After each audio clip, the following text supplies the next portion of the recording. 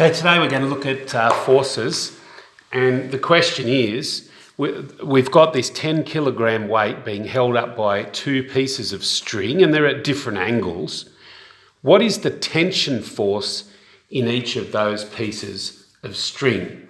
Now I can see that this piece of string is pulling up that way on the 10 kilogram block, and this piece of string here is pulling up that way on the 10 kilogram block, and nothing's moving, so the forces are balanced.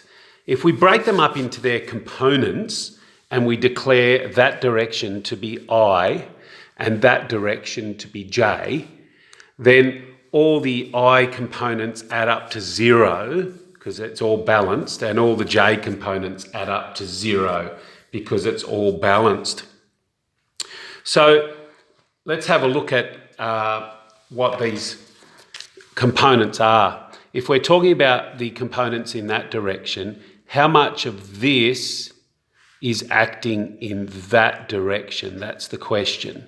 How much of this tension force here, which let's call it F1, how much of that tension force F1 is acting in that direction? Well, we know it'll be the size of tension force F1 there times the cos of 60 degrees.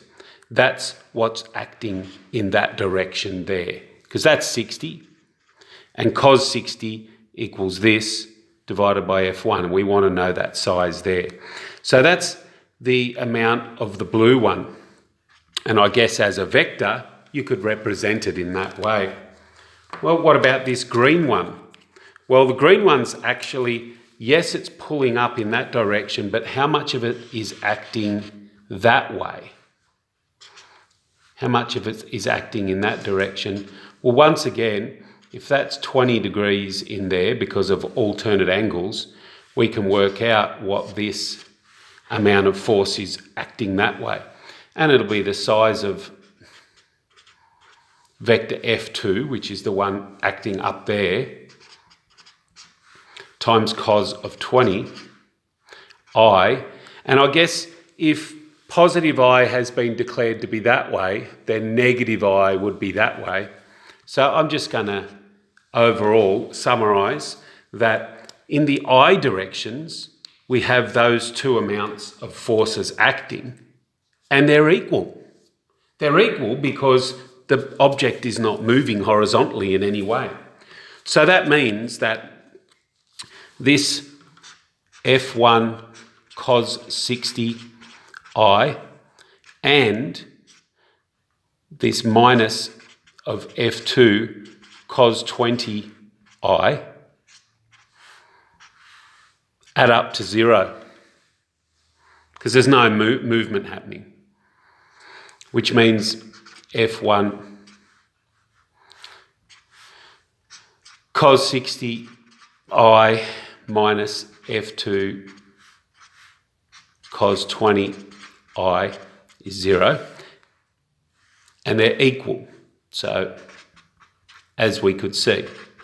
But I've tried to show you that if we just add up all the forces in the I direction, the horizontal direction, it will come to 0. Well, that means that I can say that the size of, or the magnitude of force F1 is equal to the magnitude of force F2 cos 20 divided by cos 60. I can say that. So I've actually been able to express F1 in terms of F2 by looking horizontally. Now it'd be a good idea to look vertically at what's happening. Well, vertically what's happening is we have a 10 kilogram block pulling straight down. So that orange force is the mass times the acceleration, which we'll call 9.8. It's 10 kilograms times 9.8 metres per second. So it's negative 98 newtons. Now the reason I'm saying it's a negative is because it's pulling down and we've declared J to be upwards. So basically, if I want to express it in terms of the way we've been expressing things, it's negative 98 J. That's what that orange force, the 10 kilogram block, just pulling straight down under gravity is. Now, what forces are balancing that? Well, we have this force here balancing it, and we have this force going up this way balancing it. These two pieces of string are pulling upwards, and part of the force is in the vertical or the J direction. So let's work out, first of all, this green one here. It's the size of F2 sine of 20 degrees, and it's J. And it's acting up, and we declared J to be up, so that's its size. Now let's have a look at this one here. It's the size of F1 sine of 60 degrees in the J direction. Now I'm saying that because it's not moving, because the 10 kilos is not moving, this orange force is balanced by the green and the blue ones upwards. Or if you like, if I add them all up, it should come to 0. So if I add up the F1 sine 60 J, which is there, and I add in the F2 sine 20 J, and I add in the minus 98 J, it should all come to 0.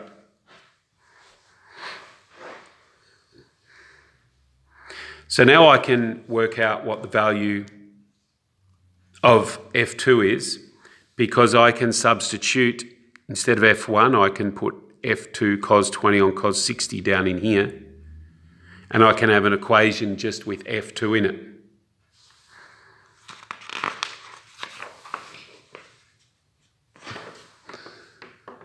So let's do that. We're going to substitute. We've got F2 cos 20 on cos 60, that's what F1 is, times sine 60 J plus F2 sine 20 J minus 98 J equals 0. So we're able to now find the size of force F2. I think it would be probably a little bit easier if we worked out those answers as decimals for cos 20 and cos 60 and sine 60 and so on. So cos 20 divided by cos 60 is 1.8794. 1.8794. Now, if we times that by sine 60, we get 1.6276 altogether. So all of this comes to be 1.6276. Sine 20 is 0.3420, and now we're ready to go. So if I factorise there, I've got F2 into 1.6276 plus 0.3420 equals 98. I've taken the J's out, I've divided through by the J's, so that's all right, but they're equal. So the size of F2 is 98 on 1.6276 plus 0.3420. The size of force F2, the magnitude of force F2, is 98 divided by 1.6276 plus 0.3420. 49.7563.